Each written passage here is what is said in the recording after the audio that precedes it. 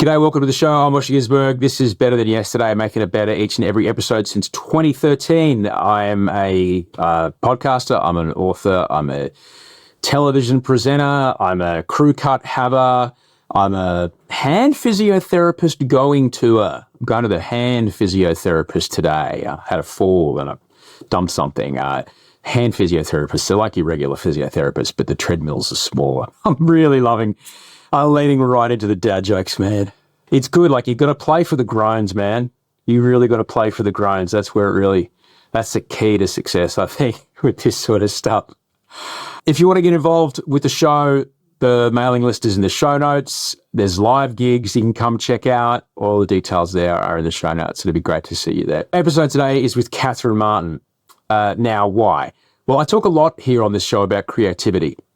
I talk a lot about the practices that can help creativity become an easier thing to bring into your life. Because like anything, you can manufacture creativity, you can manufacture serendipity. These are things that we can do. When it comes to creativity, though, it can often feel like we are limited because you don't have access, whether it be to a camera or a paper and a pen or a laptop or I don't know what else you want to be creative with, a good kitchen. Like, if I only had the really good mixing thing that I could really bake, and therefore we don't end up creating at all. I also talk a lot about the practice of staying mentally fit and mentally healthy and being able to keep that as a part of your healthy daily routine, to stay that way. And these things can all seem like a chore. It can seem like a chore. But both of those things pay incredible dividends. And my guest today is proof. Catherine Martin is a multiple Oscar winner. She's won 4 Oscars. She's been nominated 9 times. In collaboration with her husband, Baz Luhrmann, she has created visually memorable feature films and ad campaigns that the moment I mention them, you'll see, all right, of course, Strictly Ballroom, Moulin Rouge, Romeo and Juliet, the DiCaprio one, Great Gatsby, Australia, most recently Elvis. When you think of the visuals of those films, you think of the production design. I'm talking about a cup, a plate, a table, how a doorway looks. All those things are part of production design. It's indelible, and it's a huge part of the storytelling process. And that is what Catherine is so very, very, very good at. She did the Chanel No. 5 campaign for Nicole Kidman. The visual aesthetic that she creates is undeniable. She's extraordinary. She's also delightful and lives with a different brain and is very clear about how she manages to create what she creates and do what she does with this brain. And the proof's in the pudding. 4 Oscars, 9 nominations. The feature films I just mentioned. Her success is unparalleled. This conversation is really interesting. It covers a lot of how important restriction is when it comes to creativity. We talk about the joy of problem solving and having something that requires you to think carefully about fixing a problem as being an interesting thing to get done through the day. She talks about identifying the useful aspects of parts of your brain that can sometimes, cause you issues. We talk about balancing obsessiveness and perfection, or the pursuit of perfection, not only in work but also in life. We talk about the transition into parenthood and how that changes your perspective, not only on life, but also on your work. And we talk about the reinvigoration of work through the lens of parenthood. This is one of the more wonderful conversations I've had on this show in recent times, and I couldn't be more grateful to Abby, my producer, who helped line it up. It's absolutely brilliant. She's a stunning human, and I'm overjoyed that she said yes to coming on the show, because I know I got so much out of this chat, and I'm sure you will too. I can't wait for you to get to know Catherine Martin. I'm in beautiful Melbourne, and it is cold, and the clouds obscured the tops of the high-rises around me today. Wow. That's sort of slightly ominous. Mostly because I didn't bring enough clothes, Catherine. Being cold is miserable. Yeah, but when you're cold, you look fantastic. When I'm cold, I just look cold. Well, I don't know about that. I think we all experience cold in our own individual ways. But Catherine, I'm a man of a certain age, and I've passed the point where I kind of buy my own clothes. By one, if I'm ever wearing like good stuff, it's because Melissa Byrne, who styles me and has done for years for work, just goes, I'll take that one home. And anything else is my wife, she goes, you look good in this. I haven't bought my own stuff for a long time. And I'm past the point where I'm like, but you roll Prada day to day. Like, that's a different scenario altogether. Well, yes, but my job is clothes. You have a different job, so your focus is different. I love clothes, and like some people like cars. Some people collect, vintage cars, or enjoy flicking through an automotive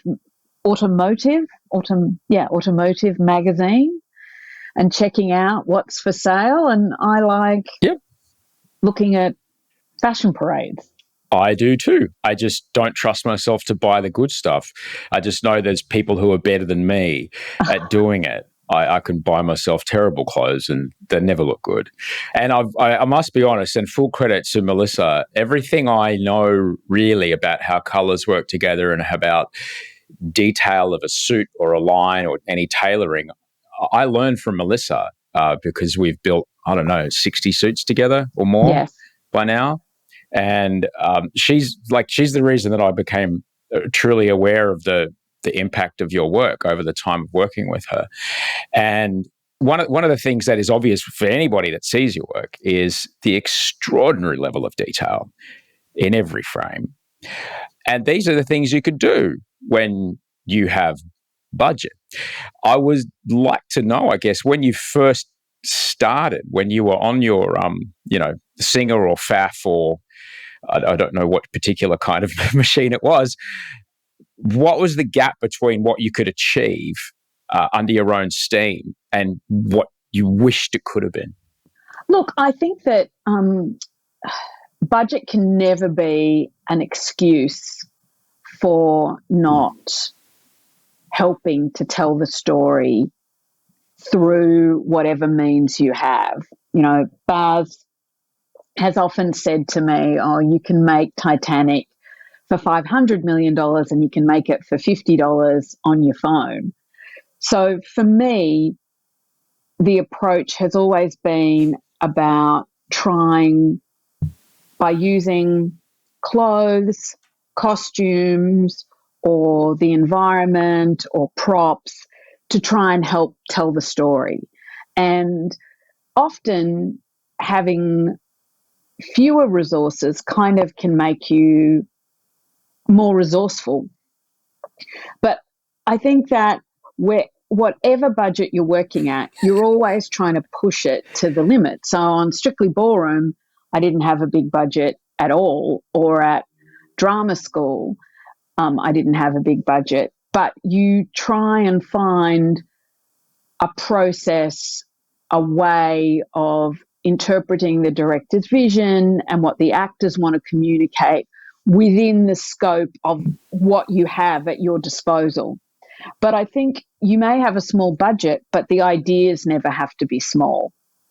And, when I was a student or I was working on smaller budget things, I would use myself as a resource. So I would sew it myself, or you come up with ideas. Like, very famously early on in his career, John Galliano had no money to put a collection together, and he could only buy one type of black fabric. But he made one of the most impactful collections of his career. So sometimes limitations make for great creative endeavor. And, like on Strictly Ballroom, we were unpicking the diamantes off one dress to stick them on another. And you just become resourceful, which I think is good. And being resourceful serves you well, doesn't matter what size your budget is. I'm old. I'm like 50. I wasn't Q&A last night. And I looked around. I was like, I'm the oldest person here. It was like the first time it had happened. It's eventually going to happen. There's a time when your doctor becomes younger than you. You go, and it's a frightening moment. And last night I was like, I'm older than all the people, including the host. Crikey. But in the time that I've been working and the time that you've been working, we went from mags of film or cassette of tape. Yes. So you had max 8 minutes or 12 or 16 minutes. Yeah. That's it.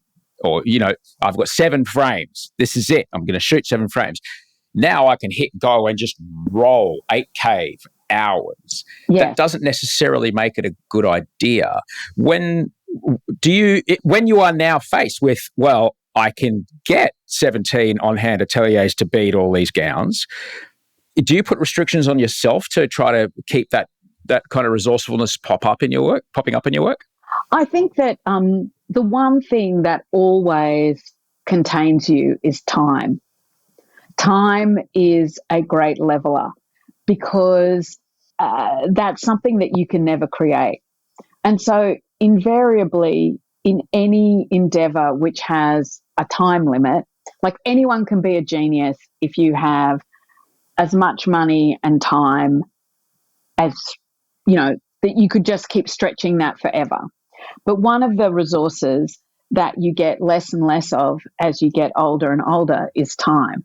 So I think that is the one thing that keeps you honest, because there are deadlines in life, and there are deadlines in filmmaking, there's deadlines in theatre, there are deadlines.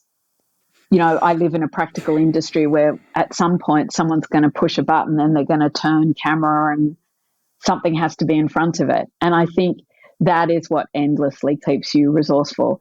And I think too, working with people who, I work with someone, Baz, who constantly surprises me and constantly has ideas that I didn't think of. And I work with collaborators who challenge me on a daily basis and have challenged me over years and years. And that keeps you resourceful. And look, I don't know what it is about life, but I find the more you feel that you're on top of something and you think, yep, I've got this all sewn up, I know exactly what I'm going to do, I'm going to show up tomorrow and it's all going to be perfect.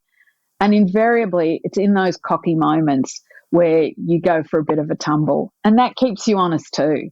And you've just got to pick yourself up and in the moment come up with a new idea. It's understandable. People might think, here I am, I have 4 Oscars, don't you challenge me, this is my vision.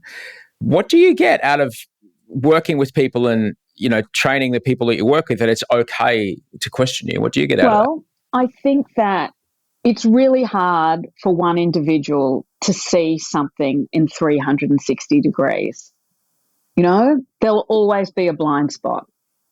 However open or undefensive or whatever you're being, just because you are who you are, there is a kind of a blind spot always in what you're making or doing. And I think that when you have people that you can have an honest conversation with and they can help you to see in a more global way, you actually are pushed to have better and more complete ideas, and also to go outside your comfort zone. And it's also less lonely.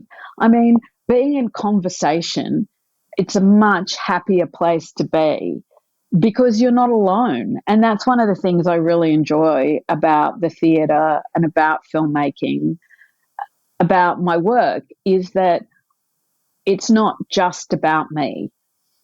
I have other people that I'm in constant conversation with, and that means that it's a shared journey, and somehow that's a bit more satisfying than just being by yourself.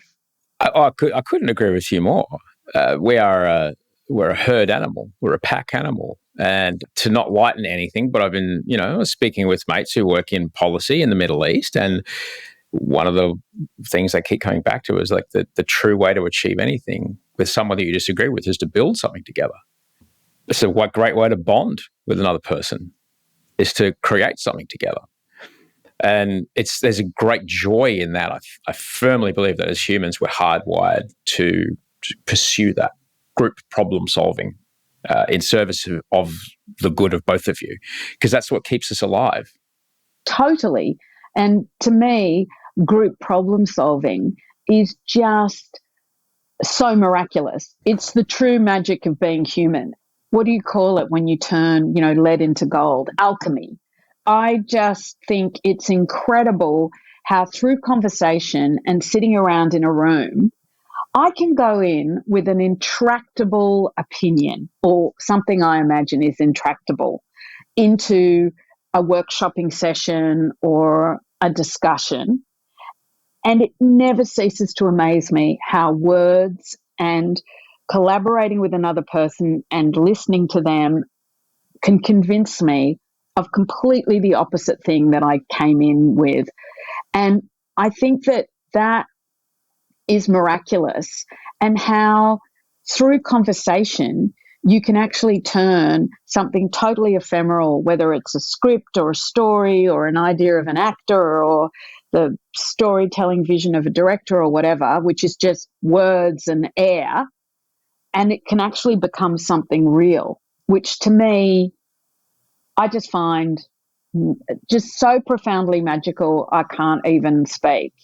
And the fact that, people through talking can change your mind. That to me, I always think, wow, that's incredible. And yeah, I can totally see how making something together or having a discussion or just looking at I got really excited about the scenes in the movie Oppenheimer where they're all sitting in the room bringing all the knowledge together and talking about how to make the atom bomb. And to me, whether that's a good thing or a bad thing, I'm not kind of discussing that. But what was interesting was it was about a collective working together. You kind of have this vision that, it's one person who kind of isn't lying in bed, kind of, and a giant light globe goes off. Well, yes, that is true to some extent. But how much further ideas go when you have a collective that are actually discussing it and trying to make that idea grow. A large part of any kind of creativity is it's our brain reaching into a subconscious and going, here's a connection. But it's something you can stoke and you can work at. I wonder, like, in the feeding of the subconscious, being mindful of what's going in your eyeballs, or I'm going off to work on this particular project. I need to go and, feed my brain with a bit of stuff and then go do something else for a while, and then the ideas will come? Or is it like all in one hit for you when you're starting to create a new thing? Look, I think it's a mysterious process. I mean, in terms of the work that I do, it's very research based. So there's a lot of input either through reading or looking at pictures. And a lot of the time, I'm not somebody who goes, the question's posed and I immediately know the answer. Usually I'm confused or have no idea, and it's really humbling. Because I think also as a creative person, you tend to you go through moments of wild egotism when you think, oh, I'm flying and I've got so many great ideas. And then the next minute, you're like, I have absolutely no idea what I'm doing.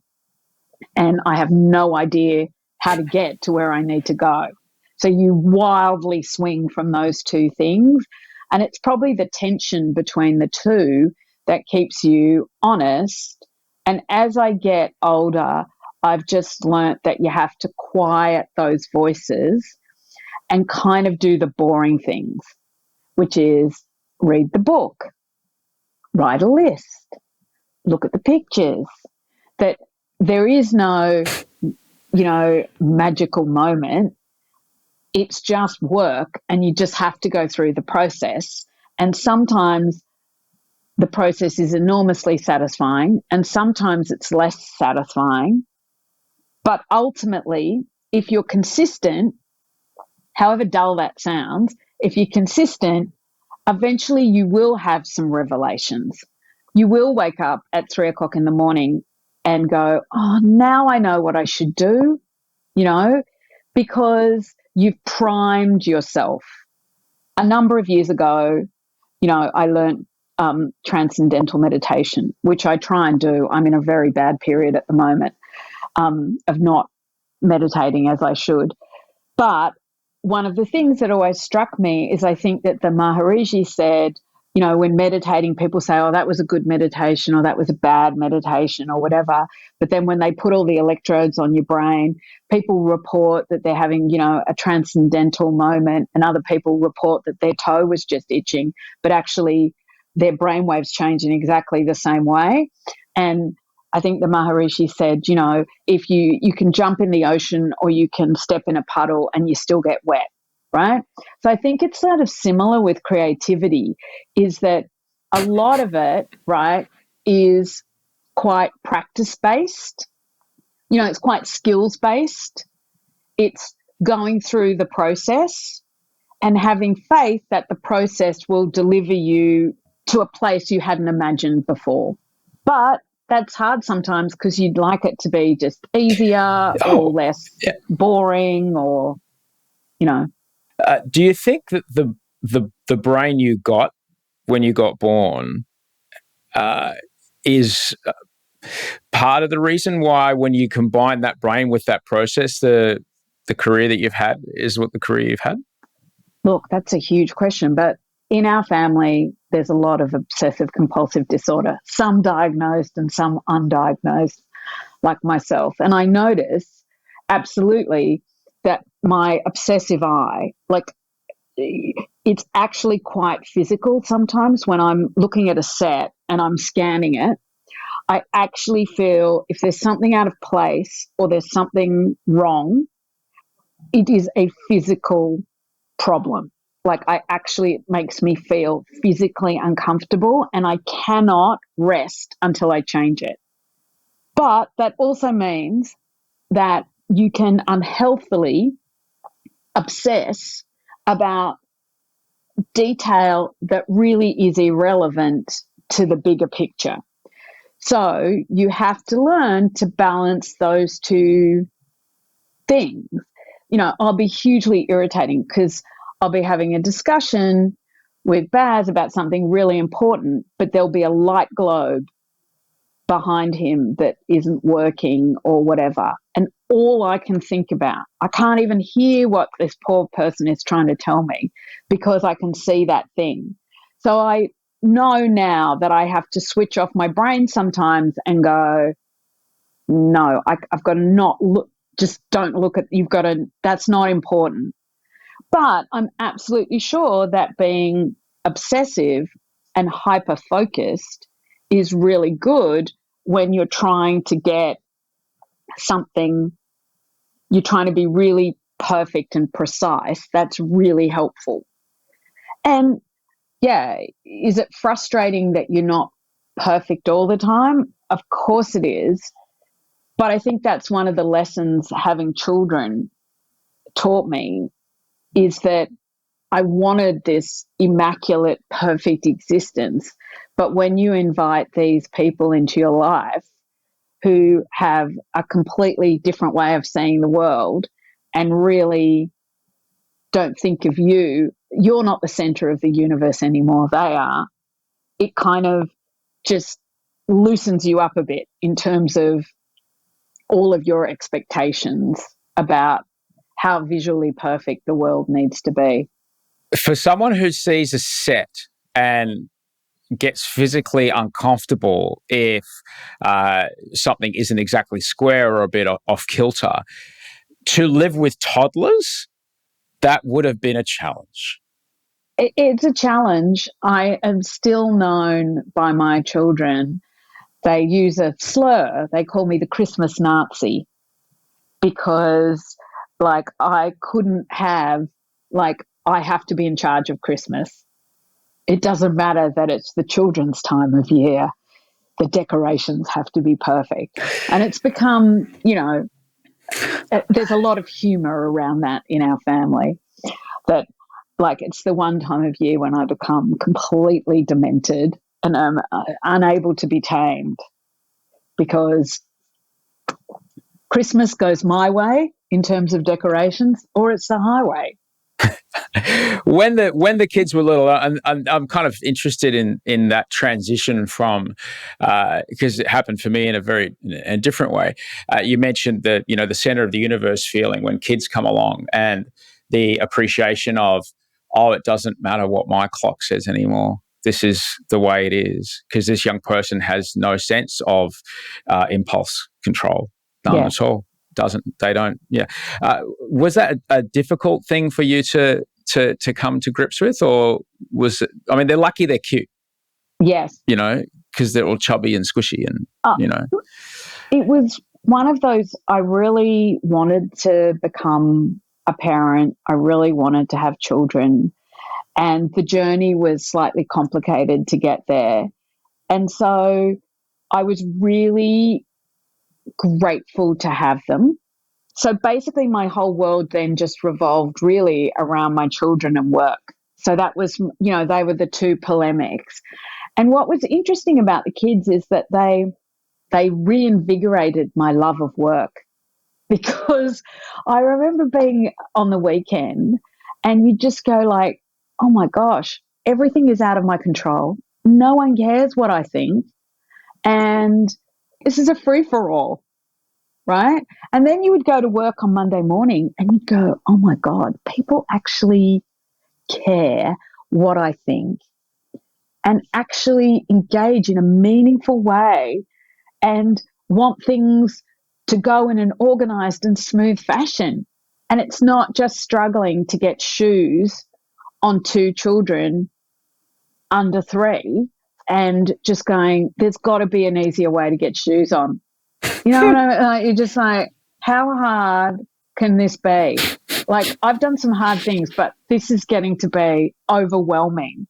I cannot, and no sooner, living in the United States and having 2 small children and having to get them dressed to go to school in all their winter clothes, and then everybody's dressed, you're rushing for the bus, and then one of them needs to pee. And you just think, we're never going to leave the house, ever. We're just going to be stuck in this endless cycle, because as soon as I undress you and take you to the bathroom, the other one's going to need to go. And it's just like, and you just go, wow. But it teaches you so much, because so many things that we think of as being really, really important aren't that important. And other things that maybe we haven't put importance on are a lot more important than we thought they were. Yeah, you mentioned earlier, time being the great restrictor, the extraordinary weight of the idea that, like, the first time you see them actually really change from day to day. I think Georgia was about 10 or 11, and I met her when she was 10. And just the next day she woke up and was like, wow, your voice is different and you're taller. And knowing that she's never going to be little again like she was yesterday. And then so when Wolfie came along, every day is, you're literally only going to be this squishy and small for this day, this hour, this moment, because tomorrow you'll be bigger. And the first time that hit me, I was just, it was a lot.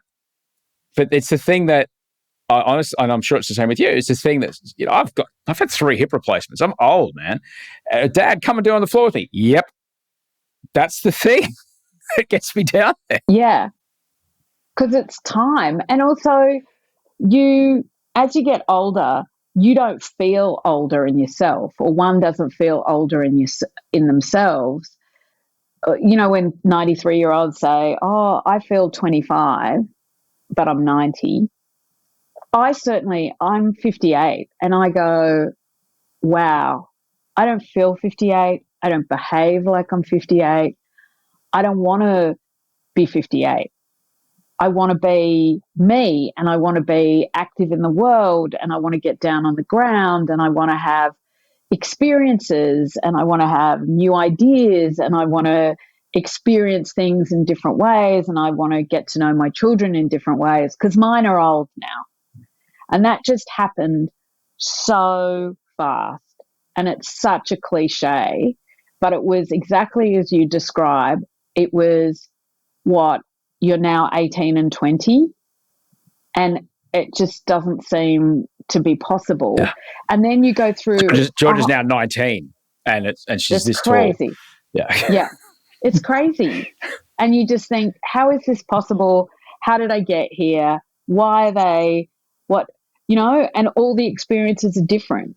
But a very good friend of mine said, the experience of having children just gets better and better. It's great when they're little. And then as young adults, I'm really enjoying my interactions with them and who they're becoming as people. There's a lot of fun to be had and a lot of sharing to do that you haven't been able to, in a way that you haven't been able to share before because, they were incapable of sharing, as we so often tell them. This is true.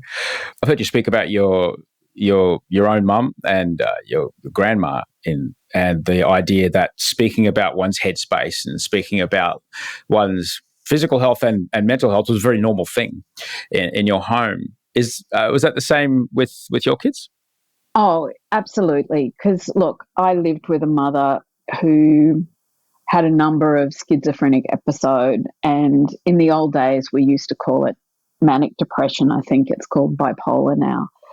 My grandmother had been a profoundly depressed person, my French grandmother, and I even went to visit her in the sanatorium in France when they were still doing sleep cures. This was what they did for really intractable depression.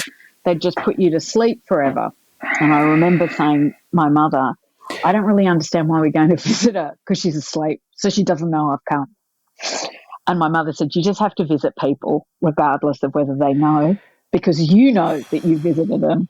And that seemed like a logical thing.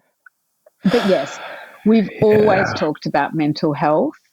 All of us within our family have had therapy, and certainly I've struggled with depression as well. Certainly not to the same degree as my mother, but through therapy and some medication, I overcome it, but I have to be vigilant that I don't just let it slip, because sometimes it's a bit like, it's a bit like being a frog in boiling water. You don't understand that the water's getting hotter and hotter. And yeah, it's something that the children, Baz and I, we all talk about mental health, because mental health is physical health, because the reason you feel a certain way is because chemicals in your brain, are reacting and neurons are firing in a particular way. So there's nothing to be ashamed about. What I think is a shame, it's not to be ashamed about, is that we're not more supportive of these really real challenges that people have in terms of their health in general. And mental health is really, really important thing to speak about. Because my mother's had a really good life. She was a great mum, and it's because we spoke about it and she got the right care. Yeah. And that's exactly it. And unfortunately, the right care and the best we knew at the time was what happened to your grandmother. And I'm sorry that you had to see that as a kid. And I'm sorry that she had to go through that. But that was before modern antipsychotics. That was kind of the best idea we had. But thankfully, science is science, and we come up with better ideas and we implement those. And those are silent. There's one in Brisbane near my brother's house. It's just empty. It's still there. It's a big, beautiful, old, frightening-looking building, but there's nobody in it because we found different ways to help people. It's really hard, isn't it, to diagnose, because it's not a broken bone. Oh, well, absolutely. What are some ways that you keep track of where you are? And I wonder, is that a practice? Is it a habitual thing? Is it something you keep on top of? I really keep an eye out for brain fog, because to me, brain fog is kind of a precursor. It's a symptom of, for me, of the beginnings of depression and sort of losing confidence, being hesitant about things, and an inability to cope in a way that I could usually cope, because I'm a pretty good coper in general, but it's when little things start to seem to become, you're making mountains out of molehills, or you start to catastrophize things, I know when the kids were little, it'd be like, oh, I'd forgotten to ring a mother about a play date. And that would become in my brain, oh my God, my children will never have friends.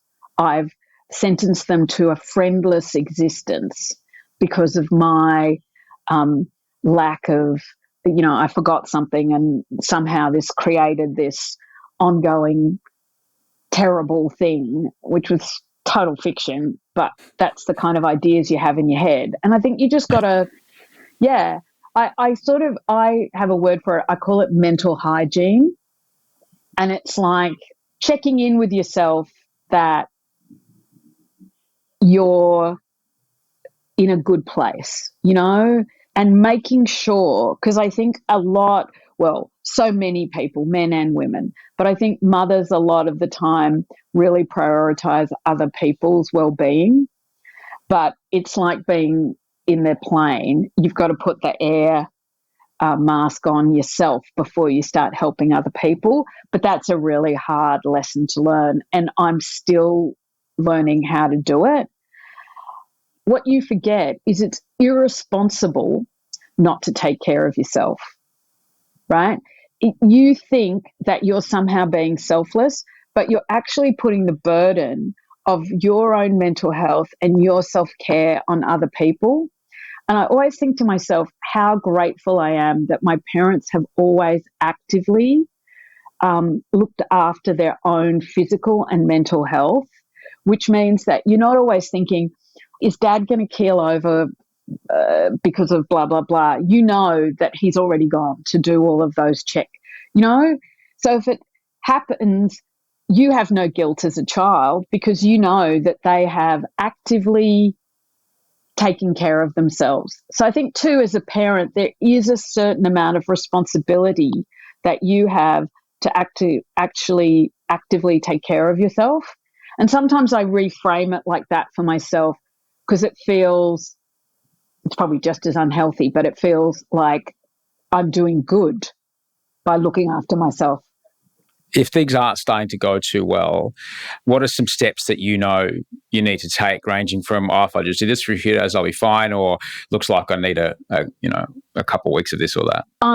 I certainly will go and see my psychiatrist and talk about it. I'll have a look at if and what medication I'm taking. Am I taking enough? What I think medical health professionals help you to do is, especially if they've known you over a period of time, they can say things to you like, look, you've just told me what's going on in your life. Anyone would be struggling right now. So you're not falling into a deeper depression. You're just struggling. I think you need a holiday, or I think you need to prioritize an extra half-hour walk every day in your life, or whatever those things are. Or they can say, yes, that doesn't sound good. I think we'll tweak this, or let's talk about that. Why don't we bring everyone in to have a conversation about it? But I think that's what's really helpful about having a relationship with someone who you talk to a lot about your mental health, who is outside of your everyday life. So they don't have any skin in the game. They're just kind of an observer of the situation. I think that's really, really helpful. And then I think too, recommitting to things like meditation really helps me. Just to take that 20 minutes to just calm down and just go, okay, let's just refocus. I think walking, I find incredibly helpful to sort any emotional problem, for myself anyway, out. And I think it's really funny. Wasn't there a TikTok craze of quiet walking? And I was like, isn't that what walking is? But I didn't realize that most people have music on or they're talking book or whatever. But I just find that walking is so beneficial. And walking and talking, like even with, from a relationship standpoint with my husband, we actively seek out walks because walking and talking somehow is better than just sitting, and then walks for me, walking to the office in the morning, I'm always in a better mental headspace when I walk to the office in the morning and I walk home, because it provides the bridge from whatever happens at home to another mental space. You know what I mean? And I think too, we're so violent with our psyches, like just like the kind of giant dipper, kind of like 1 minute we're here, the next minute we're there. There's no transition. I remember early on when I first started working in radio, it was 30 years ago. 2 weeks in, I could no longer listen to just radio. It was, that was a 3-minute ad break before playing a gold song. That was a 12-second sweeper before. That's really interesting. Yeah. They played the hot song, the pop. I just started to dissect the sausage, right? And that's it. I was never heard radio or saw television the same again. When you watch stuff, like, is there anything? I saw I'm watching. Who doesn't want a streaming recommendation from Catherine Martin? What are you watching at the moment that you go, not just because you know them, but like, that is a good looking show? Oh, what a good question. I mean, there are so many things I enjoy because I'm carried along by the story rather than dissecting the costumes. Some shows that seem completely and utterly at odds with each other, but I am a secretly very sentimental person, and I adored Ted Lasso, and I think the costumes in Ted Lasso were fantastic. Right? And it was perfection. They were so good. And then you look at The Crown, and those costumes are also brilliantly studied. Two completely different things, but I never look at the clothes because I'm just in the moment of whatever that particular series is. But I do love a documentary, and I've just been watching the Beckham documentary and just like laughing and crying, the highs, the lows. Oh my God. And everyone laughs because they go, you're not interested at all in soccer. You'd never watch a soccer game. But anything that about the periphery of soccer, I'm obsessed with.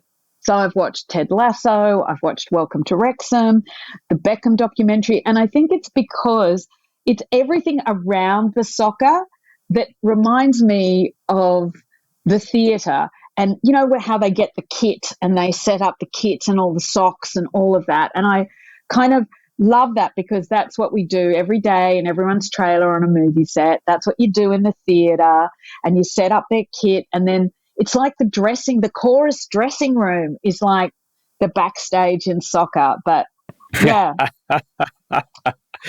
Well, it's the most dramatic of all sports played on a field, I think, soccer. Well, having said that, though, you saw the footage of his walk-in wardrobe, with folding and right angles, and the stacking of the t-shirts. Does Bex have a spot on your crew? Oh my God! Like, honestly, I wish my wardrobe looked like that. He needs his own show about how to organize your wardrobe. Like, it's just so immaculate. And when he cleans the week, that's the week. I've got the whole week over there. I got the whole week. And what about when he cleans the kitchen? He needs to come to my house. Oh! And he says this for hours. I'll just be here for hours. With the thing, and it's so immaculate. I just thought it was a fantastic documentary, and I love that they just leave him alone. They leave him alone because they're like, he's probably cracked the shits. Like, don't talk to me now. This is the time when I have to be quiet and do this thing, and you have to leave me alone because I'll be okay after this. But if I don't get to do this, no, bad times. Yeah, I love it. So they're the three things that I've been really focusing on. And so maybe my next step is actually enjoying a game of soccer. I'll have to get into that. I was going to say there's a fantastic wraparound documentary on that was shot before in the lead up to the World Cup on the Matildas. And it's magnificent. Oh, it's truly magnificent. That's what I'm going to go and do. I'm going to download that, and on the plane tonight, I'm going to watch that. More soccer. You bet. Catherine, I'm just so delighted that I got a chance to speak with you today. And thank you for putting so much work into what you do, because people like myself and my wife and Melissa, we see your work and we get it, but there's a reason you are who you are. And thank you so much for also sharing so openly today, because I'm very much of the agreements. Like, it's just, if we just talk about things matter-of-factly, then the solutions seem matter-of-fact. They're not this, oh my God, I've got to take this pill and I've got to, it's like, well, no, I'm just looking after a problem, and that means I can get on with my life. And that's all. That's really all it is. Absolutely. And you can't be what you can't see. And if you don't realize that if your kid or someone you love has a diagnosis like this, you may think their life's over. No, not at all. No. It's just a thing, and you'll get by and it'll be okay. Yeah, and it makes them who they are, and maybe they're more interesting and a more dynamic person because of it.